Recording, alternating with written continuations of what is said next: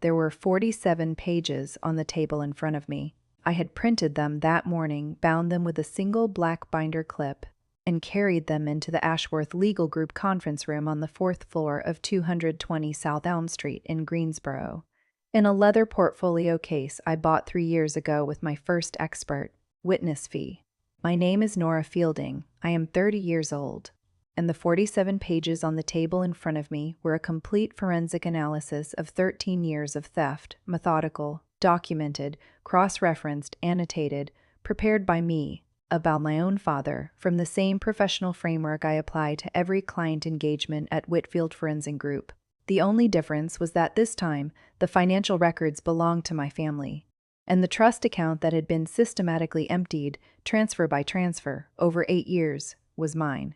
What my father did not know, when he walked into that conference room in his dark suit on the morning of August 7th, 2024, was that the woman sitting across the table from him had spent 8 years learning to find exactly the kind of thing he had done, not to catch him, not to punish him. Because this is what I do. I find what is underneath surfaces.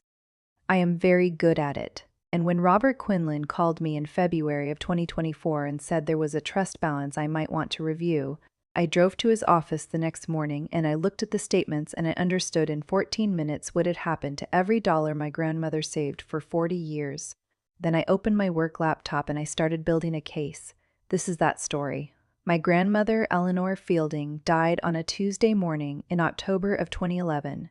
She was 73 years old. She died of a heart attack, the sudden kind, the kind that arrives without preparation and leaves behind it a specific chaos that family members either organize around or exploit, depending on who they are. Eleanor had been a seamstress and a part-time bookkeeper for most of her working life. She was not a wealthy woman. She drove a 2003 Honda Civic that by the time she died had 214,000 miles on it, because she had driven it until it could not be driven any further, and she had used the money she might have spent on a newer car for other things. Specifically, for one thing, for the $83,000 she had saved over 40 years and arranged, with the help of an estate attorney named Robert Quinlan, to leave for her granddaughter in a designated educational and establishment trust. I was 17 years old when my grandmother died. I was a junior at Benno Smith High School in Greensboro, North Carolina, an average to good student in most subjects and genuinely good in mathematics. I had not yet decided what I wanted to study or who I wanted to become, but I knew I wanted to go to college, and I knew that Eleanor had made it possible in a way that felt like a responsibility as much as a gift. My parents were Philip and Judith Fielding. My father was 45 years old and had been running Fielding Property Management, a residential property management company in Greensboro, for 9 years. The company managed 47 rental units across 12 properties. He drove a black Chevy Silverado with the company logo on the door, and he was genuinely proud of it.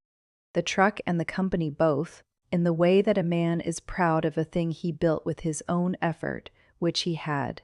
My mother Judith was 42 and had managed the company's tenant relations, maintenance scheduling, and administrative operations for as long as the company had existed. She processed every invoice. She signed every check. She knew the accounts the way a woman knows the rooms of a house she has lived in for 16 years, completely, automatically, without having to look. 2 weeks after Eleanor's funeral, my father sat down with me at the kitchen table on a Sunday afternoon in late October and explained the trust. He was wearing a blue flannel shirt. He had a cup of coffee in front of him, and he held it with both hands the way he always did when he was being serious and careful. He said, "Your grandmother left this for you, Nora, $83,000. I'm the trustee. That means I manage it until you're ready to use it. College, a house, whatever you need. It'll be there." He said it with the specific confidence of a man who believed, at that moment, that he meant it. I said thank you. I went back to my homework. I did not know that 8 months later he would make the first transfer. The trust documents had been drafted by Robert Quinlan and filed with the Guilford County Probate Court. They named Philip Fielding as trustee with investment discretion, subject to a single explicit restriction. All funds were to be used for Nora's education, housing, or vocational establishment. Section 4, Paragraph 2 of the trust instrument stated that personal use of the trustee was explicitly prohibited. My father had signed the trustee acceptance form on the same day Eleanor was buried, in front of Robert Quinlan, in a lawyer's office in downtown Greensboro, with full knowledge of what Section 4, Paragraph 2 said. He signed it with his own pen. For the first year and a half, as far as I knew, nothing changed. I finished high school. I was accepted to NC State University with a partial academic scholarship. I enrolled in the fall of 2013 in the College of Management, in accounting, a choice that surprised everyone in my family, except, I think, Eleanor, who had been a bookkeeper and who understood better than most people that the ability to read numbers is a kind of fluency that changes what you can see. My father paid my freshman year tuition from the trust. I did not look at the statements. I was 18 years old and I trusted him completely. Why would I not? He was my father. He was Eleanor's chosen trustee. He had signed the acceptance form with his own pen. My first semester home from NC State was December of 2013. I remember it well because of the specific conversation that did not happen. I was studying for my Introduction to Financial Accounting final and sitting at the same kitchen table where my father had explained the trust to me 2 years earlier, and I asked him in passing whether the trust was still earning well, whether Robert Quinlan had been in touch. He said, "Everything's going fine, sweetheart." He got up and refilled his coffee. End of conversation. I went back to my textbook. The question I had asked and the answer he had given were not the same question and answer, but I did not yet have the training to notice that. I was learning it. I was 18 years old and I was in my first semester of learning exactly this, how the space between a question and its answer can contain a great deal. I graduated from NC State in May of 2017 with a degree in accounting and a minor in finance.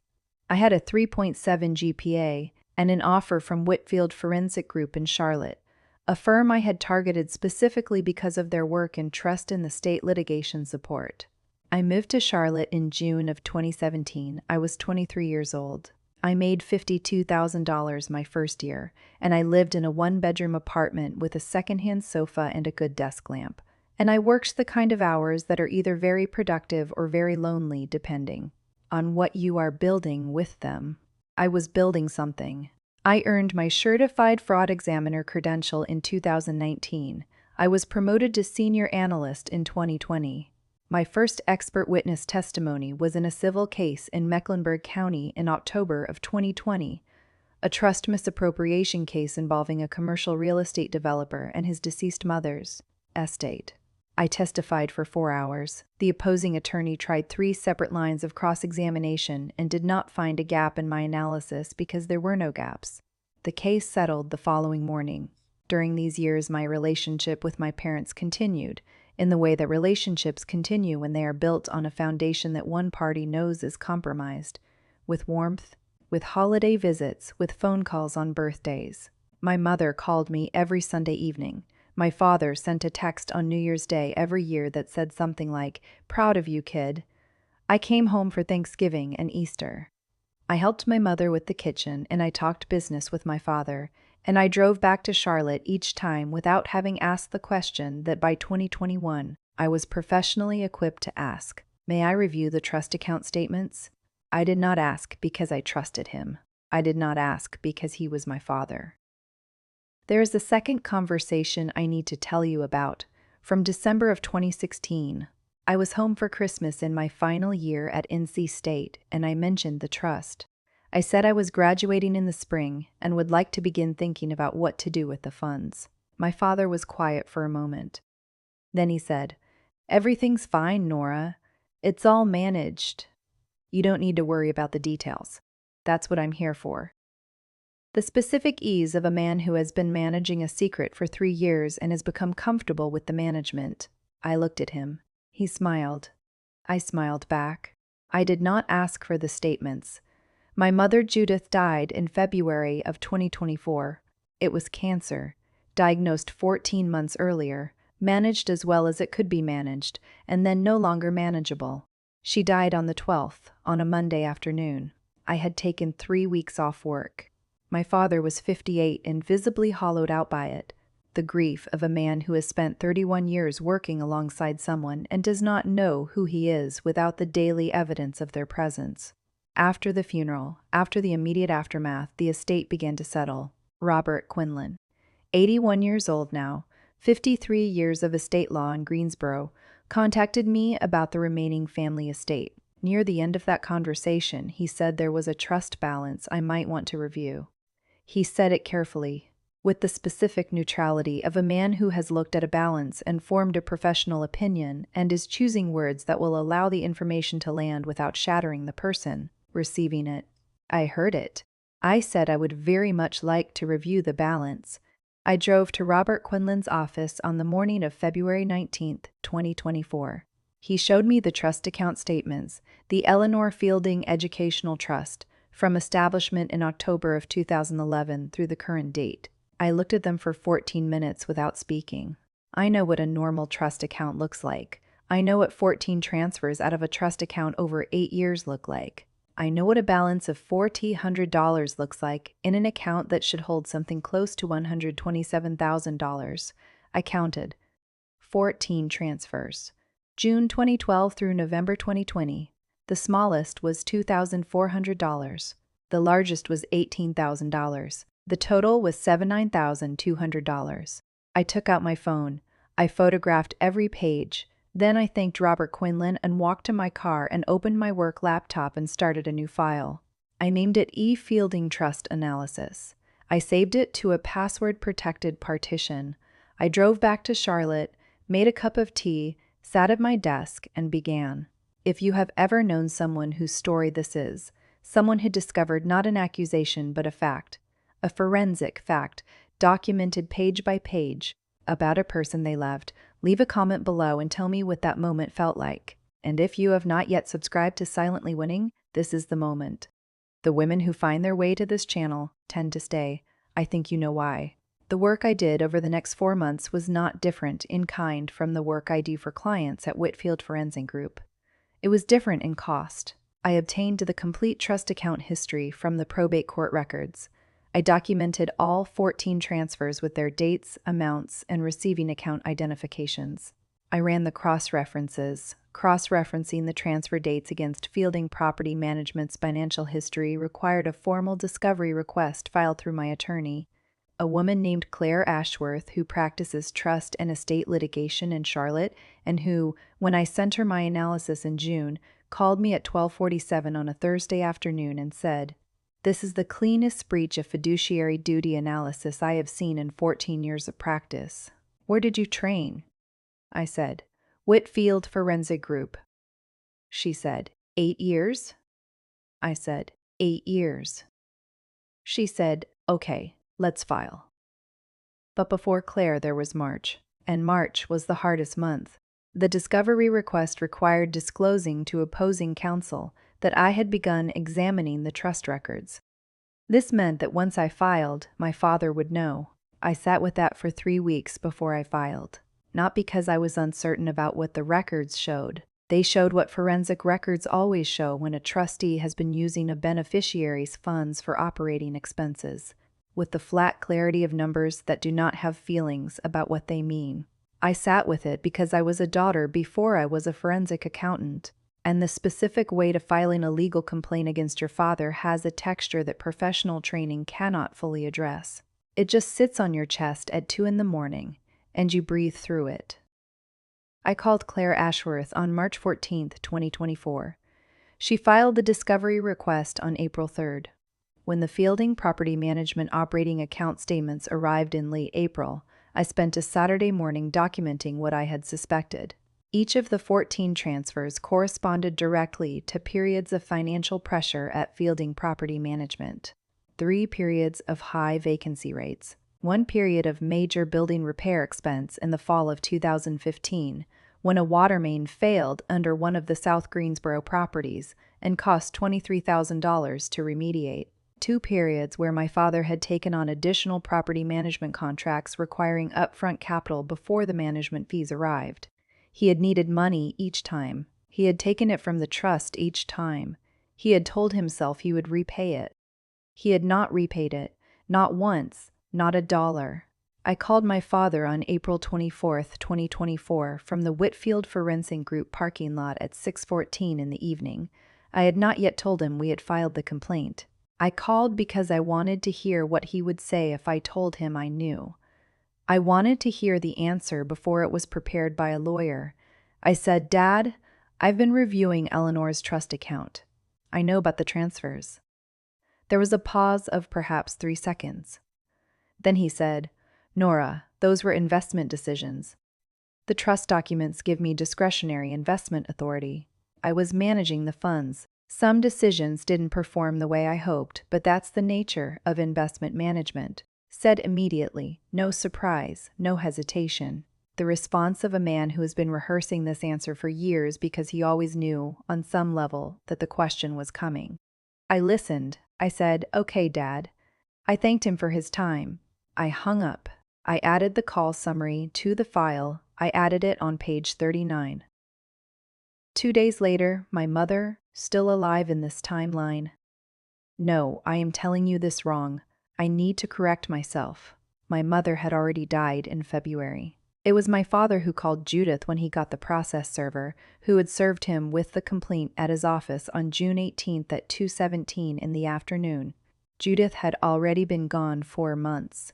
It was Judith who had called me 2 days after my April phone call with my father, before the complaint was filed, before the process server.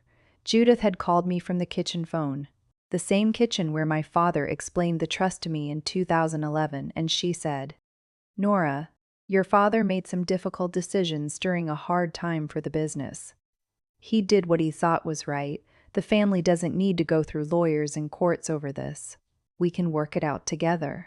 Said with the specific warmth of a woman who has been managing difficult situations for 16 years and has learned to believe that warmth is a reliable substitute for accountability. I listened. I said, "I know you believe that, Mom." I did not say anything else. I did not tell her the complaint had already been drafted. I added the call summary to the file. I added it on page 40. By June of 2024, the analysis was complete. 47 pages. A full account history. A transaction-by-transaction breakdown. The cross-referenced operating account evidence. A copy of Section 4, Paragraph 2 with every relevant phrase highlighted and annotated. An analysis of what $83,000 properly invested at the Trust's specified conservative rate would have been worth at the date of mediation, $127,400. A timeline of every communication my father had ever made to me about the Trust, annotated with the specific misrepresentation each communication contained, from the kitchen table in October of 2011 to the parking lot phone call in April of 2024. And a 4-page executive summary written in the plain, unambiguous language I use for expert witness testimony. On the morning I finished, I printed it, bound it with a single binder clip, and called Claire Ashworth. She filed with the Guilford County Superior Court on June 14th. Philip Fielding was served on June 18th at 2:17 in the afternoon. His attorney, a civil litigator named Douglas Pratt, called him on June 20th. They spoke for 51 minutes. Douglas Pratt has been practicing civil litigation in Greensboro for 22 years.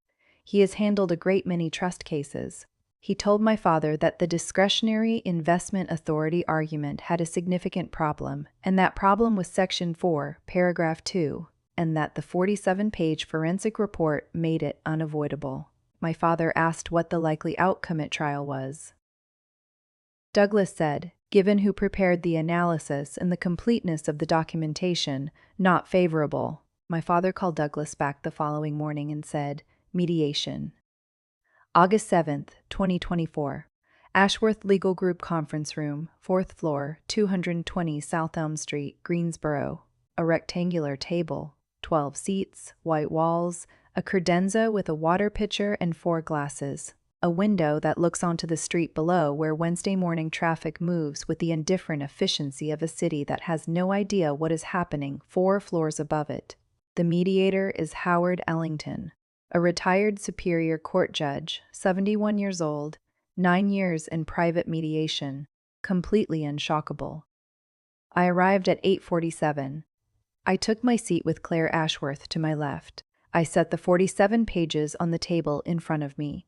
I poured a glass of water and I did not drink it. I was wearing the charcoal blazer and dark trousers I wear when I testify as an expert witness, chosen deliberately because today I was both the plaintiff and the expert, and I needed to be dressed for both simultaneously. The clothes my grandmother would not have recognized but would have understood. She understood precision. She understood showing up prepared. My father arrived at 8:58 with Judith and Douglas Pratt. He was in a dark suit I had not seen before. Judith was in a navy dress. They sat across from us. My father looked at me when he sat down. I looked at him.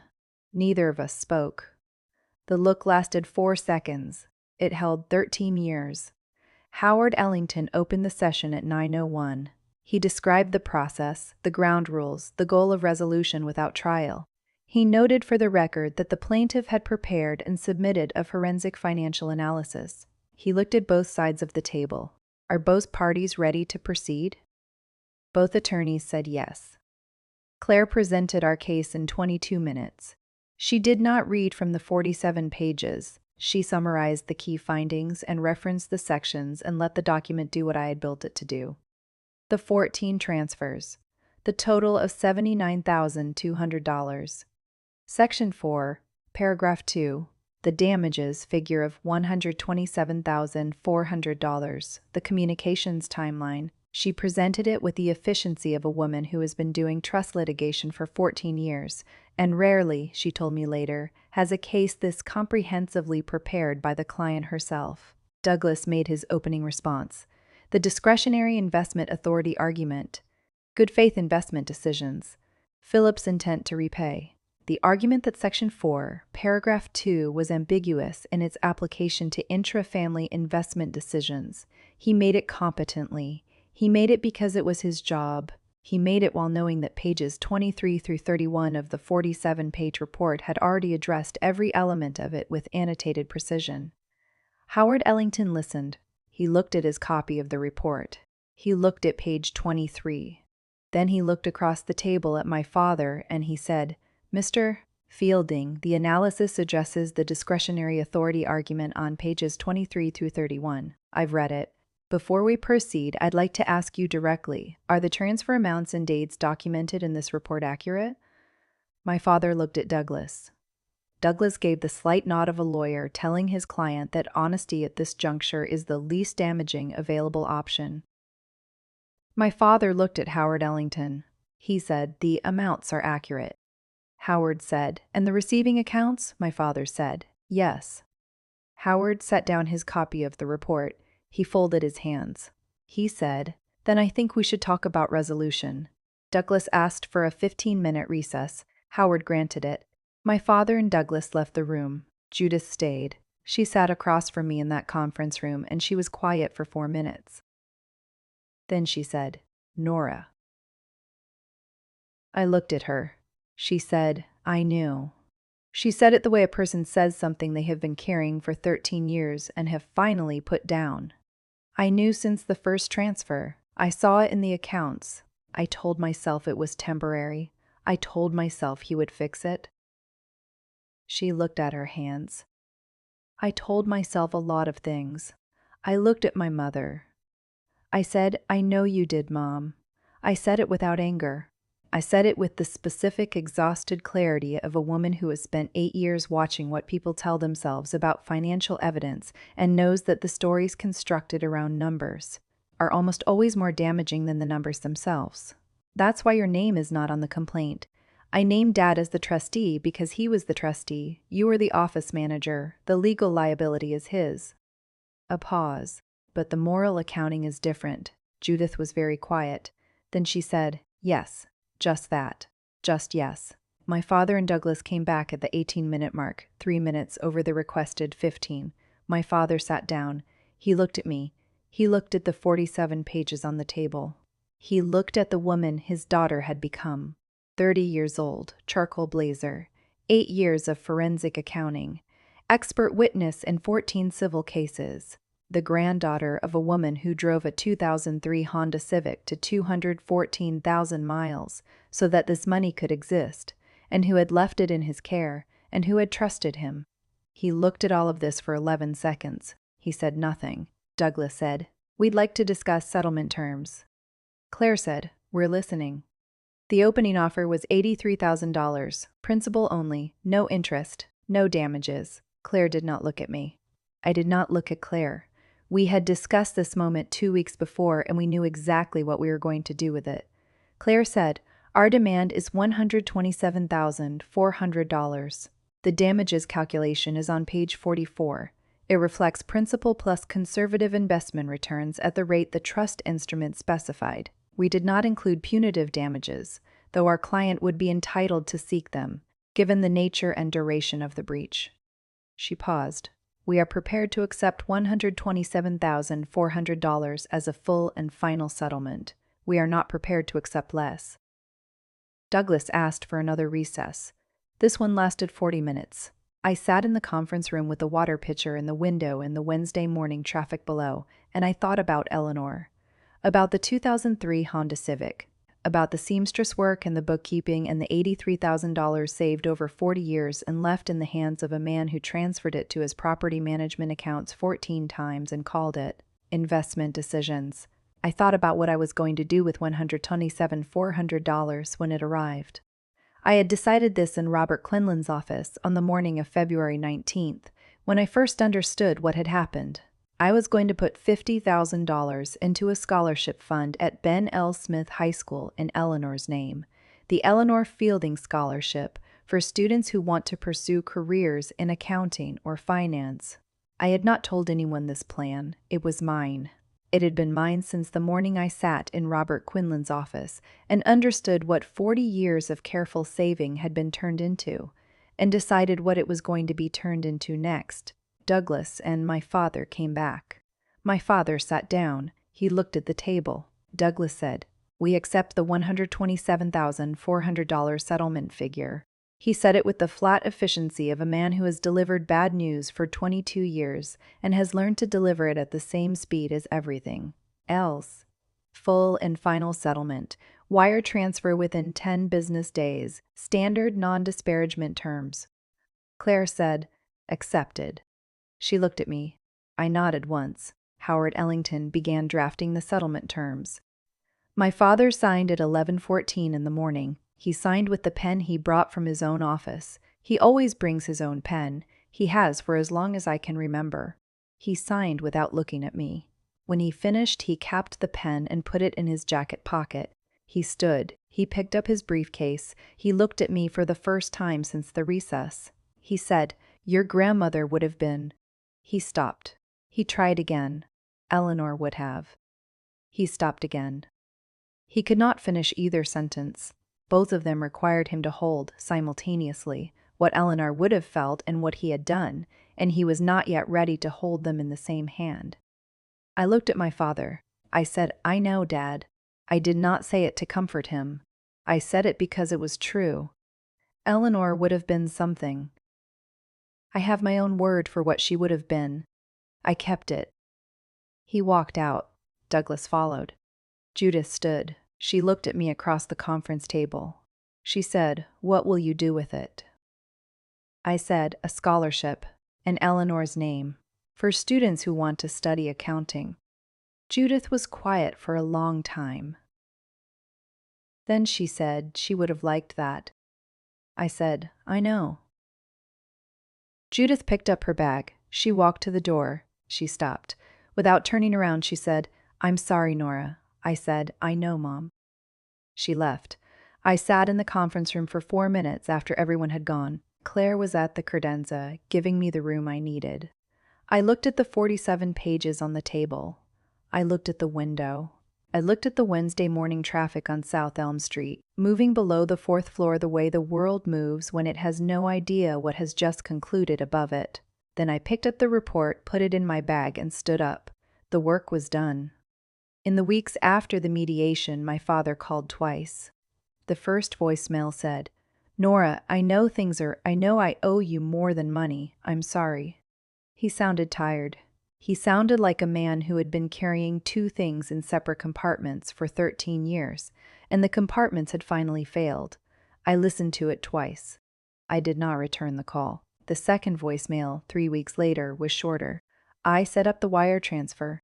Claire should have confirmation. I just wanted you to know I did it myself. The wire arrived on August 20th, 2024 at 9:41 in the morning. 13 days after the mediation. 7 days inside the 10 business day deadline.